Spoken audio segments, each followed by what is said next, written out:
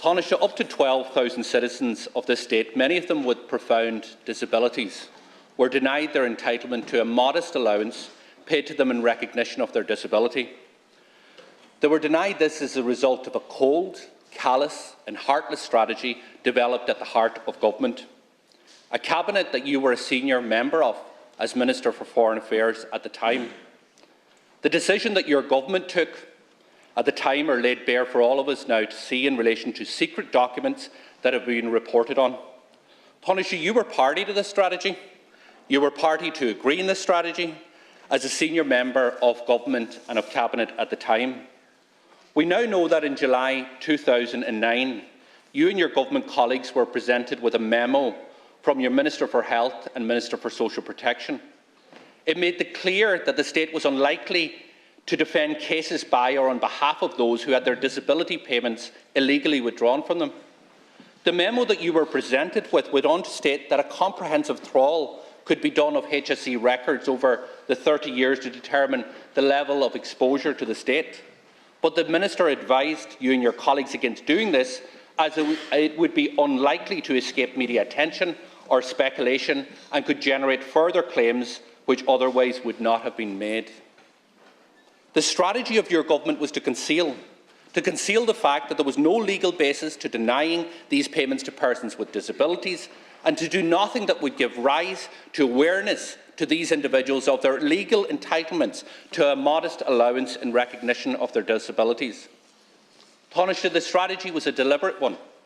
It was a calculated one. It was a one that was developed at Cabinet, in which you were a member of, to conceal from some of the most vulnerable citizens, those with disability in the care of the state, their legal entitlements. The following year, in 2010, again while you were a member of the Cabinet, you were agreed, along with your Cabinet colleagues, to continue. You were asked to agree to continue with this strategy, when at that time you already knew that these denial of payments were unlawful. And again you acceded to this. You were party to this decision. Your government agreed to this. Taoiseach, you knew what the right thing was to do was. How do we know this? Because we can see it in the memo. It's contained there. It was to establish a repayment scheme to right this wrong that was done. But you and your government decided against this, and not only that, you decided to do everything possible to ensure that those entitled to these payments would never find out about their entitlements. So can I ask you, because this is really, really hurtful for so many families out there to find that government after government knew that these payments were being held unlawfully, that a deliberate and cold-hearted strategy was developed at the heart of government. So can I ask you to explain to this House, but most importantly to those families, why you were part of this? How do you justify knowing the legal advice that you got in the memo in 2009 that these cases couldn't be defended, and yet you continued to deny these payments to the individuals and decided to do nothing that would raise awareness either in the media or the wider public that would alert people to their legal entitlements? Please explain that to all of us. Well, in the first instance, Deputy, both in terms of the nursing homes issue and in terms of the disability allowance, those were of a historic nature in terms of how they evolved. The fundamental problem was, Deputy, that the public policy was transparent from the outset in respect of both disability allowance and in respect of nursing home payments. Going right back to the 70s, 80s, 90s, 1990s. Public policy was very transparent in respect of nursing homes, that people were paid a contribution and so forth. And that was by virtue of regulations that had been put into place. Many decades later, it transpired that those regulations were not consistent with the Primary Act. That was the fundamental flaw. And at that time, the government of the day took a decision to retrospectively pay back on the repayment scheme in respect of those availing of public nursing homes, payments that had been taken from them. In relation to disability and the DPMA, similar situation pertained. In respect of, again, the public policy being very transparent, that allowance was introduced in the first instance to provide for people who were on very low incomes when they were living independently, but that once they went into residential care, that those payments were discontinued. Again, that carried on for quite a long period of time and was publicly transparent. A case then emerged And again, it was Minister Seamus Brennan during the government that you talk about who corrected that. So Seamus Brennan, the late Seamus Brennan, took the decision that residents would be allowed to retain their domiciliary care, those who were in a residential setting or in a hospital. And that was eventually rectified in the 2000s. Something, by the way, which has not been rectified in Northern Ireland today. Even to this present day in Northern Ireland, if you're in a hospital or in a residential care for longer than 4 weeks, you get a reduction. So that's a public policy issue, but the problem was, again, the secondary legislation was wrongly drafted and was inconsistent with the Primary Act of 1970. And I would say generally, Deputy, that at any time in government habitually will get updated, perhaps every 6 months, about what are called sensitive litigation cases or cases of major litigation. Could be 30 cases at any one time that government is alerted to. And that list is culled from a further list of about 200 cases of litigation against the state that are within the Attorney General's office.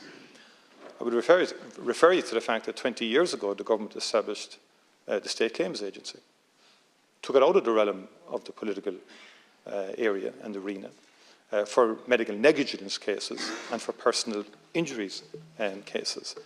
So where the State Claims Agency on behalf of the state decides now, rightly or wrongly or insensitively or sensitively, the determination of how the state defends various cases. And the net point really in respect of this is that the focus of that government was to improve substantially disability allowance and payments in the 2000s and to use the resources for that generation and to significantly improve disability. And that call will always be made, Deputy. Like in the last 2.5 years of this government has already committed to about 6 billion in retrospective payments, just in 3 or 4 areas, 6 billion. The issue is going to arise, Deputy, too. Calls have to be made as well in respect of the needs of the current generation and the future in terms of the allocation of resources. There will be good times and there will be bad times in terms of public finances, and the economies are cyclical. And there's a very fundamental issue in terms of how one allocates those resources. And at any one time, there can be up to 30 sensitive cases before government. Thank you, Taoiseach. And ultimately, the Oireachtas and the government of the day has to make decisions in respect of that. Not all of them palatable or in any way desirable. Taoiseach, no apology, no admission that you were wrong. The Taoiseach stood today where you were yesterday and says the state didn't have a leg to stand on. And he said that because we have the memos. 2009, you were given legal advice, you, as a member of Cabinet, were given legal advice in this memo to say extremely unlikely to be able to defend the case. We have other memos there that say that the regulations were without legal foundation. They were unlawful. These individuals, cut to the chase, these individuals were denied their payments unlawfully by the state. That is crystal clear now. You were a member of Cabinet who agreed to this strategy. You were asked in 2010 as a member of Cabinet to continue to agree to the strategy of the HSE denying all claims for back payments in relation to these payments, despite the fact that you knew they were unlawful at the time. Now, don't try and fob it off to the State's Claims Agency or allocations of resources. These are people, in some cases, with profound disabilities who are in the care of the state, where they expect their government to stand up for them, to advocate for them. You preyed on their vulnerability. You said we will not set up a repayment scheme unless the floodgates open and more claims come forward. Now, how do you justify that?